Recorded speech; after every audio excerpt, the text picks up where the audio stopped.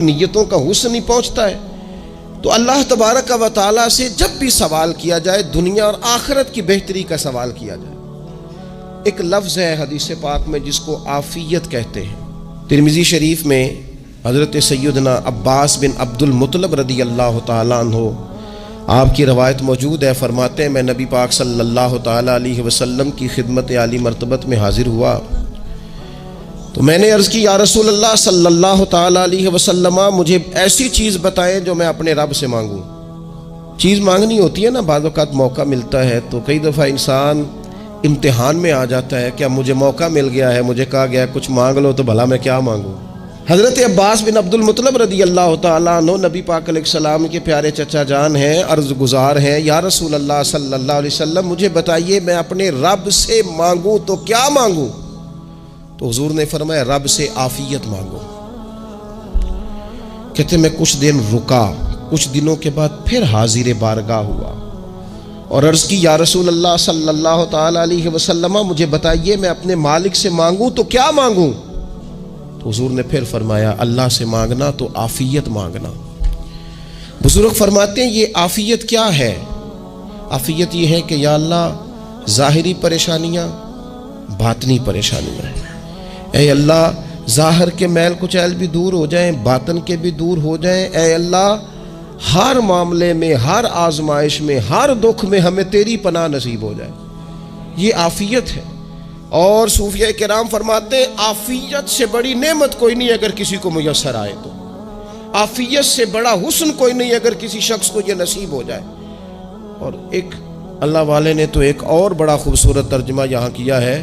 وہ کہتے ہیں عافیت کا مطلب ہے دل کا قرار، عافیت کا مطلب ہے باطن کا سکون، عافیت کا مطلب ہے انسان کے مزاج کا حوصلہ، ٹھنڈک، بردباری. جس بندے کو عافیت نصیب ہو جاتی ہے گویا اللہ اسے سکون کی دولت عطا فرما دیتا ہے. تھوڑے پیسوں میں بھی سکون، بغیر شہرت کے بھی سکون، کوئی بات مان لے تب بھی سکون، کوئی دھتکار دے پھر بھی سکون، لوگوں کی گڈ بک میں ہو پھر بھی سکون. اور اگر لوگ سارے مخالفت میں آ جائیں تو چونکہ اللہ نے عافیت دی ہے پھر بھی سکون. اللہ تعالیٰ نے ان لوگوں کو قرار کی دولت، اللہ سے عافیت مانگی جائے. اس میں دنیا کی بھی بھلائی شامل ہے، آخرت کی بھی بھلائی شامل. نبی اکرم صلی اللہ تعالیٰ علیہ وسلم توجہ دلاتے کہ اللہ سے تم عافیت مانگو. ہمارا نا جی کیونکہ سب سے بڑا مسئلہ روحانی تربیت کا ہے. ہمارے ہاں باتیں ڈھیر سارے لوگوں کو آتی ہیں اور بہت زیادہ آتی ہیں. منصوبہ بندی کرنا، پلاننگ کرنا، اپنے معاملات کو خود سے کیسے لے کے چلنا ہے، کیسے ٹھیک کرنا ہے، اپنے حق میں دنیا کو کس طرح قائل کرنا ہے، یہ ڈھیر سارے لوگوں کو آتا ہے. اور اپنے حق میں دلائل کس طرح قائم کرنے ہیں اس میں بہت سارے لوگ خود کفیل ہوتے ہیں، انہیں کسی سے مشاورت کی بھی ضرورت نہیں ہوتی. لیکن اللہ کی بارگاہ سے اپنا رشتہ کیسے جوڑنا ہے، مالک سے کرم کا سوالی کس طرح کر کے ہونا ہے، اللہ سے عافیت کا سوال کیسے کرنا ہے، یہ چونکہ روحانی تربیت میں ہمارا مزاج نہیں ہوتا لہذا ہم اس طرف جاتے نہیں. ہم وہ اپنی مرضی کی چیزیں، یعنی وظیفہ پوچھ کے گئے ہیں ایک صاحب، کچھ عرصے کے بعد آئے ہیں تو آ کے کہتے ہیں مولانا صاحب، پیر صاحب یا قاری صاحب یا فلاں صاحب، کسی سے بھی پوچھ کے گئے کہ جس کو نیک آدمی جانا، پھر لوٹ کر آ کے کہتے ہیں کہ آپ نے وظیفہ بتایا تھا پر کام کوئی نہیں ہوا. تو میں تو صاف کہتا ہوں اور کھلے دل سے کہتا ہوں کہ بھئی وظیفہ آپ کو بتایا تھا کہ اللہ کی رحمت متوجہ ہوگی، خدا کی رحمت کو آواز دینے کے لیے وظیفہ دیا تھا. کوئی بھی وظیفہ رب کو مجبور تو نہیں نہ کر سکتا معاذ اللہ. اور وظائف کس لیے پڑھے جاتے ہیں کہ جلدی سے معاملات ٹھیک ہو جائیں، میرے حق میں چیزیں بہتر ہو جائیں. تو اللہ کی رضا کے لیے پڑھے جاتے. تو وظائف کو، عبادات کو، نوافل کو، تلاوت کو، درود پاک کو تو رضا الہی کا ذریعہ بنانا چاہیے. لیکن ہم چونکہ ایک پورا الجھاؤ رکھتے ہیں اپنی دنیا داری کے معاملات سیدھے کرنے میں، ایک پورا خیر رکھتے ہیں. وہ لوگ ملتے رہتے ہیں مختلف بزرگوں کی نسبت کے تعلق سے، تو بعض جگہوں پہ بعض لوگ بڑے تیز ہوتے ہیں، یعنی ان سے آپ کی ملاقات ہوتی ہے تو بندے کو محسوس ہوتا ہے کہ یار اسے تو پہلے ہی ساری باتوں کا پتہ ہے. اور کئی دفعہ ان سے ملنے کے بعد احساس ہوتا ہے کہ یار اس سے تو تھوڑا سیکھ ہی لیتے تو بہتر تھا، یہ تو بات بڑی آگے نکل گئی۔ سارا پتہ ہوتا ہے، باشعور ہوتے ہیں، لیکن ڈر آتا ہے اللہ سے۔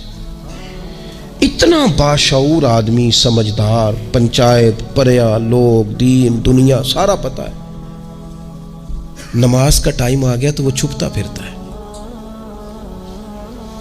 اس کی طبیعت پر بوجھ بن رہا ہے معاذ اللہ اللہ کے حضور حاضر ہونا، اسے خیر کا کام کرنا پڑ رہا ہے تو وہ ادھر ادھر نکلتا جا رہا ہے۔ تو سوال یہ ہے کہ پھر یہ شعور کا کیا مطلب رکھا ہوا ہے ہم نے؟ پھر اللہ سے دعا کرنے کی ضرورت نہیں۔ وہ حضرت عارف رومی رحمۃ اللہ تعالی علیہ فرمایا کرتے تھے بعض لوگوں کو رب سارا کچھ دیتا ہے، سجدے کی توفیق نہیں دیتا۔ اس کا مطلب یہ ہے کہ وہ کہتا ہے یہ سارا کچھ لے اور نکل جا، میرے گھر نہ آنا، رکھ سارا کچھ پاس۔ رب سے عافیت مانگی جائے، اس سے اس کا فضل مانگا جائے، اس سے اس کا کرم مانگا جائے۔ اللہ کے پیارے رسول صلی اللہ تعالی علیہ وآلہ وسلم اس عافیت مانگنے پر زور دیتے، توجہ دیتے۔ میں آپ کو صحیح بتاتا ہوں، رب نے اگر کسی بندے کو عافیت میں رکھا ہو نا تو حالات کیسے بھی برے چل رہے ہوں اس کا بگاڑ کچھ نہیں سکتے۔ اور اللہ تعالیٰ معاف کرے، 100 دفعہ خاکم بدہن اگر کسی وقت اس کے کرم کی نگاہ پھر جائے تو پھر سارے اسباب سمیت بھی انسان اپنے پیروں پہ کھڑا نہیں رہ سکتا۔ اس سے جب تک طلب کرم نہیں ہوتا، طلب عافیت نہیں ہوتی، اس کی بارگاہ سے جب تک بندہ مومن پورا رجوع نہیں کرتا، یہ عافیت اتنی اعلیٰ چیز ہے کہ نبی پاک علیہ السلام نے فرمایا اذان اور اقامت کے درمیان جو وقت ہوتا ہے اس میں دعائیں رد نہیں ہوتی۔ دعا مانگا کرو گے تمہاری اللہ اپنے فضل سے قبول کر لے گا۔ عرض کی یا رسول اللہ کیا مانگے؟ تو فرمایا عافیت مانگو رب سے۔ حضرت انس بن مالک حدیث کے راوی ہے رضی اللہ تعالیٰ عنہ، یہاں بھی فرمایا یہ عین قبولیت کا ٹائم ہے، اب اللہ سے عافیت مانگ لو، اس کی پناہ۔ ہم دعاؤں میں بھی محدود ہو جاتے ہیں۔ رب دا طالب کوئی نہ ملیا، جو ملیا طالب زردہ ہو، دعاؤں میں بھی حد بندی۔ بعض اوقات بچے بھی تربیت کرتے ہیں نا، ایک مولانا ہے، ان کا خیال ہے کہ انہوں نے مجھ سے کچھ پڑھا ہے تو کبھی کبھی استاد جی کہہ دیتے ہیں، بہت پرانی بات ہے، انہوں نے مجھے فون کیا کہ اگر آپ کبھی تشریف لائیں، تو میں نے کہا پتر دعا مانگ اللہ کو چھوٹی جی گڈی دے وے۔ تو اس بچے نے میری بڑی تربیت کی، کہنے لگا استاد جی اللہ کو لو منگنی یہ تو بڑی ساری منگو، آپ نے محدود کیوں کیا کہ بھئی یہ چھوٹی سی اللہ گاڑی کیوں اللہ چھوٹی دے، رب دے تو بڑی دے اور رحمت سے دے، اللہ سے مانگنی ہے نا جی۔ ہم تربیت نہیں لیتے۔ میں نے اس کا شکریہ ادا کیا، میں نے کہا بیٹے تو نے بڑی سونی بات کی، اللہ تجھے اس کا اجر عطا کرے، اللہ تجھے برکات عطا کرے۔ اگر آپ نے سیکھنا ہے تو پھر آپ سیکھ لیں گے، اور اگر نہیں سیکھنا تو پھر یہی کہنا ہے ساری عمر لنگ گئی بندہ کو نہیں ملیا، چونکہ مزاج نہیں ہے نا سیکھنے کا، اس لیے پھر ملا ہی کوئی نہیں، پھر ساری زندگی کو میسر ہی نہیں آیا، کسی نے نصیحت ہی نہیں کی، کوئی آنکھوں کو بھایا ہی نہیں، خود ہی بڑے سیانے تھے، خود ہی بہت بڑے تھے، اپنا قد بھی بڑا اونچا تھا، سب ٹھگنے چھوٹے اور کمزور اور بوڑے نظر آئے۔ عزیز بھائی، جب عافیت، ایک بزرگ تھے ہر وقت اللہ سے عافیت مانگتے تھے، ہر وقت اللہ سے عافیت مانگتے تھے، ہر وقت عافیت مانگتے تھے۔ لوگوں نے پوچھا، لوگ ان کو صالح جانتے تھے، نیک سمجھتے تھے کہ حضور آپ اور کوئی دعا مانگتے نہیں، عافیت ہی مانگتے ہیں۔ فرمانے لگے میں مانگا کرتا تھا شروع میں، بعد میں خیال آیا اور بھی دعائیں مانگا کرتا تھا، یہ احساس بعد میں نصیب ہوا۔ فرماتے میں مزدوری کرتا تھا، مال برداری کرتا تھا، ایک جگہ پہ ڈیوٹی کر رہا تھا تو تھک گیا، اور وہ جو کام لینے والے لوگ تھے ان کا رویہ بھی بڑا ترس تھا، تکلیف ہوئی، تو میں نے اپنے مالک کی بارگاہ میں عرض کی مالک اگر 2 روٹی بغیر مجھے مشقت کے مل جائے دن میں تو تیری بارگاہ تو بڑی کریم ہے۔ کہتے میں نے یہ دعا مانگ لی، ذرا میں تھوڑا آگے بڑھا تو 2 بندے آپس میں لڑ رہے تھے، میں ان کی صلح کرانے کے لیے، انہیں بچانے کے لیے آگے بڑھا، تو میں جس کو چھڑا رہا تھا دوسرے نے میرے اوپر ضرب لگا دی، میرا بھی سر پھٹ گیا۔ تھوڑی دیر کے بعد وہاں پولیس آ گئی، وہ تینوں کو لڑنے والا سمجھ کے اٹھا کے لے گئے، مجھے جیل ہو گئی۔ 2 روٹیاں بغیر مشقت کے روز ملنی شروع ہو گئی۔ دعا مانگی تھی نا کہ یا اللہ 2 روٹیاں مل جائے نا بغیر مشقت کے، کہتے وہ 2 روٹیاں روز ملتی، کوئی کام نہیں کرنا پڑتا، پر جیل ہو گئی۔ فرماتے میں بڑا پریشان تھا، روز روٹیاں پابندی سے آتی اور بہترین آتی، کھانا ملتا۔ پھر کچھ عرصے کے بعد میں نے سوچا کہ یار یہ دعا تو قبول ہو گئی نا تیری، اب تو اگر اس پر کوئی الگ بات کرے گا تو وہ تو غلط کرے گا۔ کہتے پھر خود ہی میرے دل میں اللہ نے بات ڈالی اور میں نے عرض کی مالک 2 روٹیاں نہیں، مجھے تو عافیت چاہیے، مجھے تو عافیت دے، میرے اوپر تو کرم فرما، تو نظر رحمت کر، جے ایک قطرہ بخشے مینوں، جے ایک قطرہ بخشے مینوں تے کام بن جاندا ہی میرا، مہربانی کر، عافیت عطا کر۔ فرماتے پھر خدا نے کرم کیا، کہاں سے اسباب بنے میرے جیل سے چھوٹنے کے، کون کون میرے ضمانتی بنے اللہ ہی جانتا ہے۔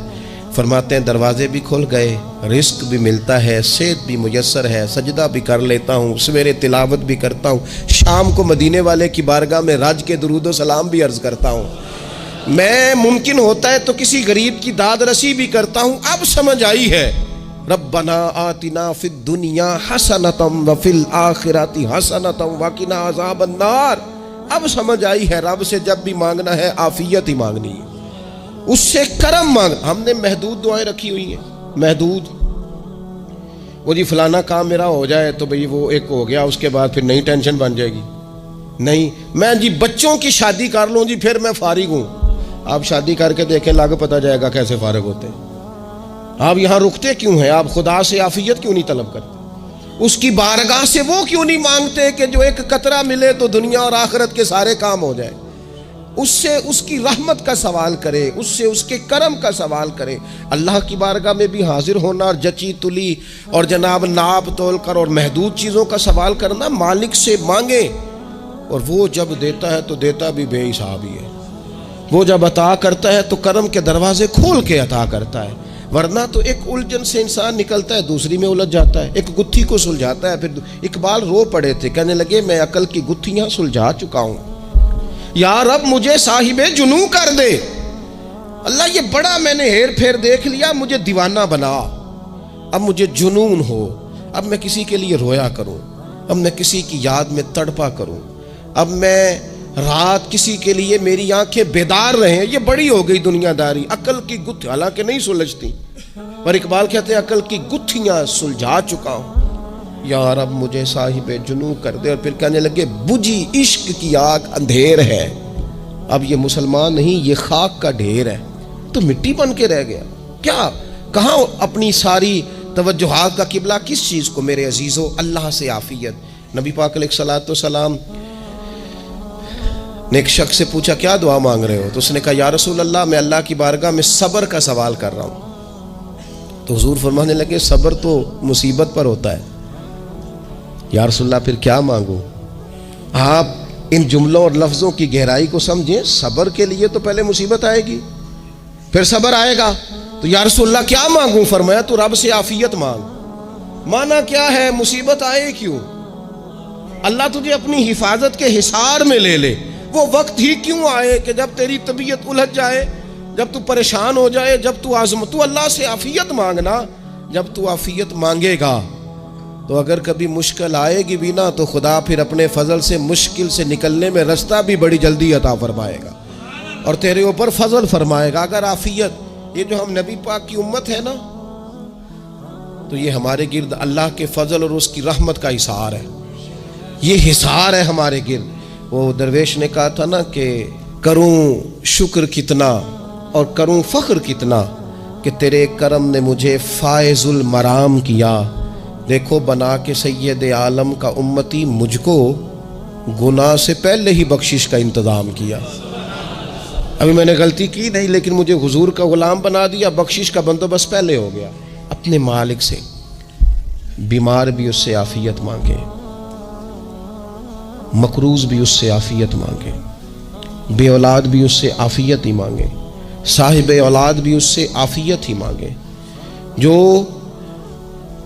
دولت کے حصول کے رزق حلال کے خواہش مند ہیں وہ بھی اس سے عافیت مانگے، اور جن کی جھولی اس نے بھر دی ہے وہ بھی اپنے رب سے عافیت ہی مانگے۔ مالک سے جب سوال کرے، ایک بزرگ تھے انہوں نے تو اپنی انگوٹھی میں لکھوا لیا تھا کہ یا اللہ مجھے عافیت عطا فرما، مگر جب بھی دیکھتا ہوں یاد آ جاتا ہے کہ اللہ سے عافیت مانگنی۔ اپنے مالک کی بارگاہ کے اندر دیکھو میں نے دیکھا ہے وہ کسی نے کہا تھا کہ تیری خواہش ہے کہ وہ تیری آرزو کرے پوری، اور میری خواہش ہے کہ تیری آرزو بدل جائے۔ کچھ لوگ ایسی خواہشات بھی لے کے آتے ہیں کہ جو پوری نہ ہو تو بہتر ہوتا ہے۔ اس لیے آپ کو پتہ ہے موت مانگنا جائز نہیں دین میں۔ مصائب سے گھبرا کر، مشکلات سے گھبرا کر، زندگی کے مد و جزر سے پریشان ہو کر موت کا سوال کرنا جائز نہیں۔ کس طرح جائز ہے؟ ان لفظوں کے ساتھ دعا کر سکتا ہے کہ یا اللہ جب تک میری زندگی بہتر ہے مجھے زندہ رکھ، اور جب میرا دنیا سے جانا بہتر ہے پھر تو مجھے اپنی بارگاہ میں بلا لے۔ یہ بھی کیا ہے؟ یہ بھی عافیت کا سوال ہی ہے کہ یا اللہ رکھ بھی تب تک جب تک رہنا بہتر ہے۔ نبی پاک نے بھی ارذل العمر ہونے سے پناہ مانگی۔ ہمارا یہ مزاج بن گیا ہے کہ ہم اپنے حق میں ایسی چیزوں کا سوال کر رہے ہوتے ہیں جو کئی دفعہ ہمیں مل جائیں تو ہمارا نقصان کریں۔ قرآن حکیم ایک جگہ پہ اللہ کریم نے فرمایا ہے کہ اگر سب لوگوں کو مال دے دوں تو بغاوت کریں، فساد ہو جائے۔ کیا مانا؟ کہ اپنا نقصان کر بیٹھے لوگ۔ ہم اپنے مالک کی بارگاہ میں بعض ایسی چیزوں کے سوالی ہیں کہ جو ہمارے لیے ٹھیک نہیں ہے، ہمیں اس کے کرم پر چھوڑنا ہے، اس سے عافیت مانگنی۔ اور بعض لوگ، کیونکہ میں کہہ چکا ہوں شروع میں کہ ہماری دینی روحانی تربیت نہیں ہوتی، اور ہم کہیں سے باقاعدہ اسباق لینے کے قائل ہی نہیں ہوتے، پوری تربیت کا ہمارا مزاج ہی نہیں ہوتا، اپنی عقل اور اپنا شعور اور اپنے حساب سے ہم زندگی کو بتانا چاہتے ہیں۔ اور یہ جو میرا دور ہے یہ ویسے ہی الجھا ہوا زمانہ ہے، اللہ ماشاء اللہ، پتہ نہیں کوئی کیا بول رہا ہے، کوئی کیا کہہ رہا ہے، ایسے ہے جیسے کوئی میلہ لگا ہوا ہے اور کان پڑی آواز سنائی نہیں دے رہی۔ جس کی دکان پر کوئی گاہک نہیں وہ بھی کہہ رہا ہے لائنیں بنا لو۔ ایسا الجھا ماحول ہے اور ایسی آزمائش ہے کہ لوگ بیچارے پریشان ہیں۔ دیکھیں جب تربیت کے ساتھ انسان آگے بڑھتا ہے نا، ہمارے پاس مقتدا ہے اللہ رسول کا کلام، ہمارا پیشوا ہے رب رسول کا فرمان۔ جب ہم کتاب و سنت کی روشنی میں آگے بڑھتے ہیں تو پھر ہمارے لیے منزل آسان بھی ہوتی ہے اور قریب بھی ہوتی، پھر ہمارے لیے آگے کی طرف سفر کرنا، آگے بڑھ جانا یہ آسان ہوتا ہے۔ آپ غور کریں جو لوگ دنیا میں کامیاب رہے، بھلا کس طرح کامیاب رہے؟ وہ اس طرح کامیاب رہے کہ انہوں نے نا اپنے رب سے عافیت مانگی، اللہ تعالیٰ نے خود بخود ان کے لیے رستے بنائے۔ آپ تاریخ پڑھیں گے بعض لوگوں کی تو لگ نہیں رہا تھا کہ وہ اتنی کامیابی حاصل کریں گے۔ دیکھ لیں آپ، حضرت غوث اعظم جیلانی رضی اللہ تعالیٰ عنہ بغداد شریف تشریف لاتے ہیں تو ان کی کیفیت یہ ہے کہ پتے کھا کے گزارا کرنا پڑتا ہے، یعنی پیچھے کوئی ایسا بیک گراؤنڈ کسی کا بنایا ہوا ادارہ، کوئی بڑی خانقاہ، کوئی بڑے لمبے چوڑے والد صاحب کے مریدین، کوئی بڑا لمبا سلسلہ نہیں مل رہا۔ ان کو بظاہر پتے کھا کے گزارا کرنا پڑتا ہے، لیکن چونکہ وہ نکلے ہیں اللہ کی مدد کے ساتھ، انہیں اللہ نے تائید دی ہے، فضل فرمایا ہے، تو نتیجہ یہ نکلا ہے کہ 70 ہزار بندہ ایک ایک وقت میں تربیت لینے کے لیے ان کے سامنے موجود ہے۔ یہ اللہ نے اسباب بنائے ہیں، کیونکہ جب رب عافیت عطا کرتا ہے تو پھر اللہ اسباب بھی پیدا فرماتا ہے۔ ہمارا ذہن تو تھک جاتا ہے سیاست کرتے کرتے، ہم تو جناب پوری ترتیب سے ہمیں سلیقہ آتا ہے کس طرح کر کے کس بندے کو کیسے قائل کرنا، پورے طور پر ہم وہ ساری زندگی سیاست کرتے رہتے ہیں۔ وہ خاندانوں میں بھی چلتی ہے، گلی محلے میں بھی چلتی ہے، دوستوں میں بھی چلتی ہے، اور بعد میں پتہ چلتا ہے کہ یہ پتے کھیل کون رہا تھا، اصل میں صلح کرانے والا تھا کہ لڑائی کرانے والا تھا، یہ سب کا خیر خواہ تھا، یہ سب کی ذہن کے اندر فطور کی آمیزش ہی اس شخص کی وجہ سے تھی۔ ہم چونکہ وہ خاص عافیت اللہ سے نہیں مانگتے، ہماری مخصوص سیاست ہوتی ہے سبھی کو راضی رکھو، اس کا نتیجہ یہ نکلتا ہے کہ ایک ٹائم آتا ہے کوئی بھی راضی نہیں رہتا۔ ہم اگر اپنے مالک کی طرف رجحان کریں اور اللہ نے جو ہمیں شعور دیا ہے اس شعور کو لے کر اللہ کی بارگاہ کی طرف بڑھیں، آپ یقین کریں اعلیٰ حضرت بریلوی رحمۃ اللہ علیہ کی کتابیں ہیں، ایک ایک کتاب پر پی ایچ ڈی ہو رہی ہے، اور انہوں نے 150 سال پہلے بیٹھ کر جو کچھ لکھا تھا بھائی نہیں لفظ بلفظ اس کی ضرورت آج محسوس ہو رہی ہے اور آنے والے وقت میں بڑھ رہی ہے، لیکن ان کے پاس کوئی ٹیم نہیں تھی، 50 لوگ نہیں تھے جو ان کے پاس بیٹھ کے لکھواتے، اپنا پریس نہیں تھا، ایسے لوگ نہیں تھے کہ جن کو پتا ہوتا کہ کتاب ہم کل چھاپیں گے اور اتنے فیصد یہ مارکیٹ میں نکل بھی جائے گی، ایسا کچھ نہیں تھا۔ کیا تھا؟ اللہ کی مدد ساتھ تھی، تائید ایزوی ساتھ تھی، اللہ نے اپنی عافیت میں رکھا تھا۔ وہ قرآن مجید کی آیت کا ترجمہ کرتے ہیں نا اعلیٰ حضرت، اہدنا الصراط المستقیم، یا اللہ ہمیں سیدھی راہ پہ چلا۔ بہت سارے مفسرین نے کہا اے اللہ ہمیں سیدھا راستہ دکھا، فرماتے ہیں اے اللہ ہمیں سیدھی راہ پر چلا۔ تو کسی نے کہا حضور یہ چلا اور دکھا میں کیا فرق ہے؟ فرمانے لگے دکھانے کا مطلب یہ ہوتا ہے کہ کسی نے پوچھا میں نے گجرانوالہ جانا ہے، تو دکھانا یہ ہے کہ اسے کہا یہاں سے باہر نکلو، روڈ پہ چڑھ جاؤ، سیدھے جاؤ گے، ایک پول آئے گا اسے کراس کرنا، نیچے اترنا، وہاں سے شہر شروع ہو جائے گا۔ پھر اس نے اگر کوئی اندرونی جگہ شہر کی پوچھ لی تو اس کو کہا کہ رائٹ ہو جانا، پھر لیفٹ ہو جانا، پھر آگے کسی سے مزید۔ یہ ہے راستہ دکھانا، اور ایک ہے چلانا۔ اس نے کہا میں نے گجرانوالہ جانا ہے، تو اس نے کہا ساتھ بیٹھنا میری گاڑی پہ، جہاں تو نے جانا ہے میں چھوڑ کے آتا ہوں۔ یہ راستے پہ چلانا ہے، یہ مقام تفکر ہے، آپ اس پر غور فرمائیں گے۔ کہتے ہیں یا اللہ تو ہمیں راستہ دکھائے گا، اور دکھاتا ہے، لیکن چاروں جانب شیطان بھی تو بیٹھا ہے نا، فتنے بھی تو ہے نا۔ تو اگر تیری رحمت ساتھ رہے، مانا کہ محبت کے سفر میں ہر گام پہ 100 مشکل ہے، لیکن یہ سفر آسان بھی ہے اگر ساتھ تمہارا ہو جائے۔ اگر تو ساتھ چلے تو پھر یہ سفر مشکل۔ ہارون رشید نا اپنے محل کی چھت پہ ٹہل رہا تھا، سب سے اوپر والے چوارے پر، نیچے سے حضرت بہلول دانا گزر رہے تھے، اوپر اس کے ساتھ سپاہی بھی تھے، گن مین بھی تھے۔ اس نے کہا یہ بابا تو ذرا اوپر اٹھاؤ۔ انہوں نے ایک ڈولی، ایک ٹوکری سمجھ لیں، اس کو رسیاں باندھ کے نیچے پھینکا۔ نیچے جو سپاہی تھے ان کو کہا کہ یہ بابا جی کو پکڑ کے اس میں بٹھاؤ۔ انہوں نے جبرن تھاما بابا جی کو، اس میں ڈالا، اوپر والوں نے کھینچ لیا۔ 2-3 منٹ لگے۔ ہارون رشید کے سامنے حضرت بہلول دانا پہنچ گئے تو تھوڑے ناراض بھی ہوئے کہ یہ کوئی طریقہ تو نہیں نا بلانے کا۔ ملاقات ہوئی تو کہا کیوں بلایا؟ کہنے لگا ایک مسئلہ پوچھنا تھا۔ فرمانے لگے بادشاہ ہے نا، تیرے مسئلے پوچھنے کا بھی اپنا ہی انداز ہے، پوچھ مسئلہ۔ کہنے لگا بابا پوچھنا تھا کہ آپ اللہ تک کیسے پہنچے؟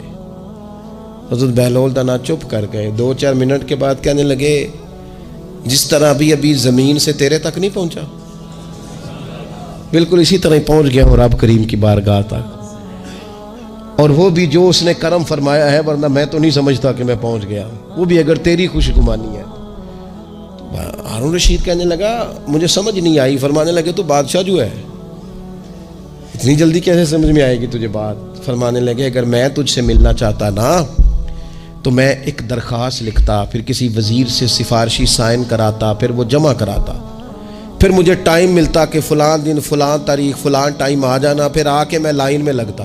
پھر بھی تو بادشاہ ہے، تیرا موڈ بنتا ملنے کا کہ نہ بنتا۔ جب میں چاہتا تو پتہ نہیں کتنا ٹائم لگ جاتا، جب تو نے چاہا ہے نا تو 1 منٹ بھی نہیں لگا۔ فرمانے لگے میں نے دعویٰ ہی نہیں کیا کہ میں جدوجہد کر کے پہنچوں گا، میں نے تو رب کی بارگاہ میں عاجزی کی ہے، پھر رب نے کرم فرمایا ہے، اسی نے مہربانی کی ہے۔ مانا کہ محبت کے سفر میں ہر گام پہ 100 مشکل ہے، لیکن یہ سفر آسان بھی ہے اگر ساتھ تمہارا ہو جائے۔ اس کے کرم کا ساتھ رہا ہے، اس سے عافیت مانگی ہے، اپنے آپ کو اس کے سپرد کیا ہے تو اس نے کرم کر دیا۔ جب تک یہ مزاج نہیں ہم بناتے کہ مالک سے عافیت کا سوال کریں، اپنے آپ کو اپنے رب کے حوالے کر دیں، اس کی رحمتوں کے سپرد کر دیں، اتنی دیر تک زندگی میں ٹھہراؤ نہیں آتا، قرار نہیں آتا۔ مشکات میں موجود ہے، اللہ کے پیارے رسول صلی اللہ تعالیٰ علیہ وسلم تیمارداری کے لیے گئے تو صحابہ کرام فرماتے ہیں وہ بندہ نا اتنا پتلا نحیف اور لاغر ہو گیا تھا جس طرح چڑیا کا بچہ ہوتا ہے، کمزوری ضعف طاری تھا۔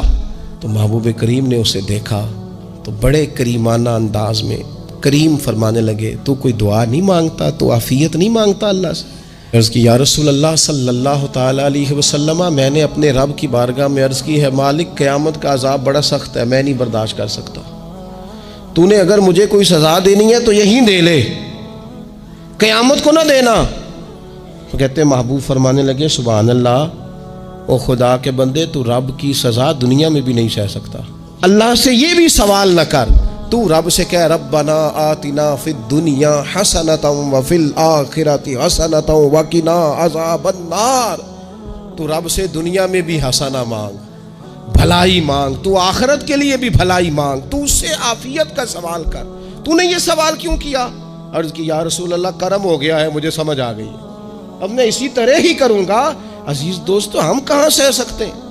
ہم دنیا میں رب کی سزا ہم نہیں سہ سکتے، ہم کمزور ہیں تو گرمی نہیں سہ سکتے، شدید سردی نہیں سہ سکتے، شدت کی بھوک لوگ نہیں سہ سکتے، کوئی آزمائش نہیں سہ سکتے۔ وہ جو لوگ بعض اوقات کہہ دیتے ہیں نا جی فلاں چیز ہمارے اعمال کا نتیجہ ہے، تو میں کیا کرتا ہوں، نہ کو یار، ہم تو یہ بھی نہیں سہ سکتے، ہم کہاں برداشت کر سکتے ہیں، ہمیں تو وہ معاف ہی فرمائے، ہم حساب والے ہے ہی نہیں، ہم تو صرف معافی والے ہیں۔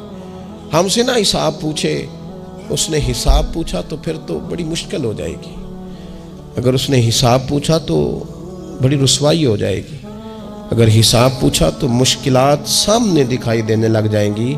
ہم سے تو وہ درگزر والا معاملہ کرے، ہم سے تو وہ کہے جا میں نے محبوب کے صدقے تجھے معاف کیا، جا تیرے لیے رحمت اور بخشش والا فیصلہ کیا۔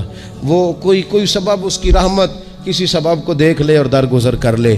تو آج کی پوری گفتگو میں آج آپ کو بڑی ذمہ داری سے یہ گزارش کر رہا ہوں، اللہ سے عافیت مانگے، ہر وقت عافیت مانگے۔ میری سالوں سے روٹین ہے، میں دعا مانگتا ہوں اللہم انا نسألک العفو والعافیت فی الدین والدنیا والآخرہ۔ اور یہ خاموش تبلیغ ہوتی رہی، میں مانگتا رہا، کئی بچوں کو ویسے یاد ہو گئی، اس کو یاد کر لیں، اللہ سے عافیت مانگے، دین میں، دنیا میں، آخرت میں، اس کو اپنا مزاج بنائیں۔ اللہ تبارک و تعالی ہم سب کو عافیت نصیب فرمائے۔ آخر دعوانا الحمد۔